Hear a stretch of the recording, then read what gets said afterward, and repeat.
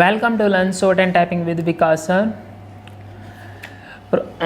Sir Kailash Chandra magazine transcription number 2025 at the rate 100 word per minute 840 words. Be ready, start. Mr. Deputy Chairman, I thank you for the courtesy. Our country is today confronted with so many catastrophic difficulties, problems, and so many subject matters which we have discussed here and which we will be discussing later on. In short, our country has been facing so many problems and so many circumstances today. Thanks are due to the President for his historic and illuminating address. He has thrown light all round on all the aspects of things which took place the year before and which are existing before us today and which we will have to face hereafter. The President's address has received a historic reception not only in this House but it has received a splendid reception outside also. There is no doubt that things which have been discussed in the historic address of the President are worth taking into very serious consideration, and after passing the motion of thanks, we will go out to act upon that. It cannot be denied that our country, in spite of our limited resources and so many situations which have been created since ages past, has progressed by leaps and bounds in various aspects and various spheres of life. There is no doubt about it that the President has kindly thrown the correct light over the development of the country in the various spheres. It is more than correct, and today it stands for us as a guiding and illuminating feature for our future improvement and future development.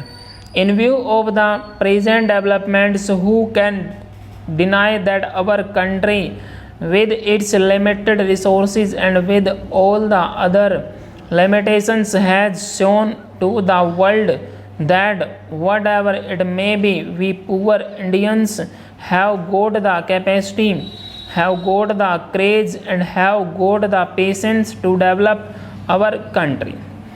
In a way, we are passing through various difficulties and various limitations.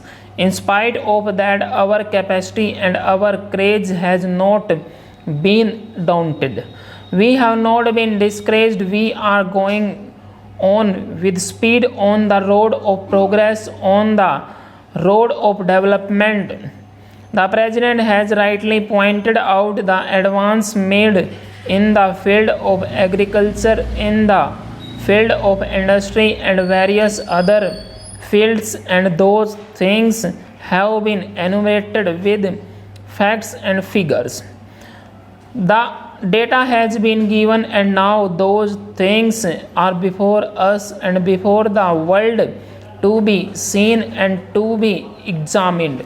Next para.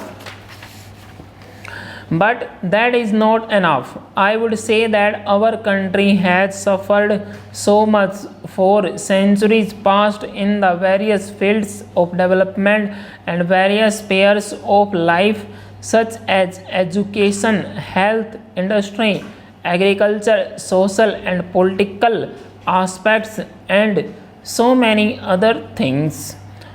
Of course, that requires greater attention, greater energy, and greater effort to develop to that extent till we have at least made up those deficiencies from which we have been suffering for ages past.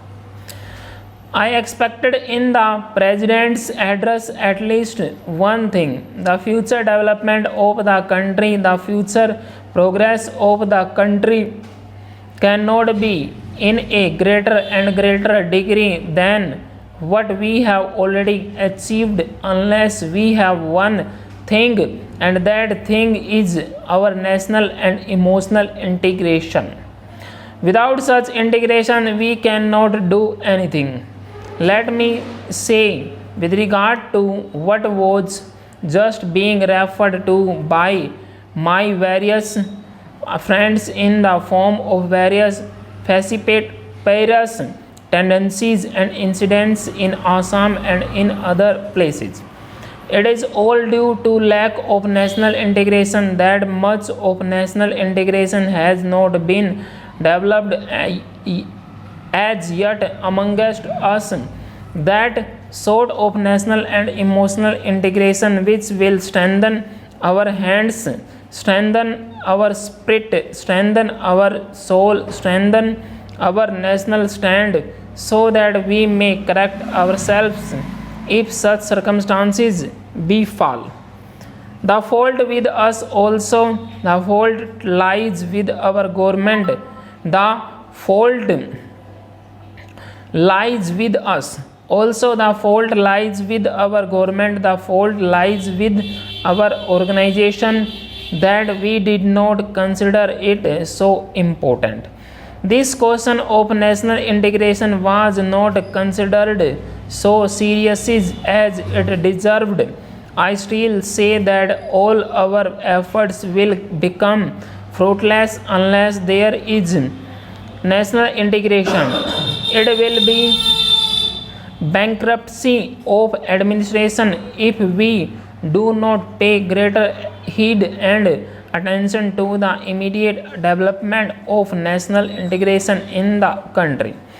The country is being integrated in all spheres, in all aspects of life, except this one thing which has got its root where our social and political life has got its root. That root is not being seriously taken into consideration, and that sort of national integration is not being developed. It was developed some time back in the time of Bapuji. In the time of Mahatma Gandhi, that national integration was started. Later on, it was disintegrated. We were expected to look after that. We were expected to carry on the development which was started during the time of Bapuji.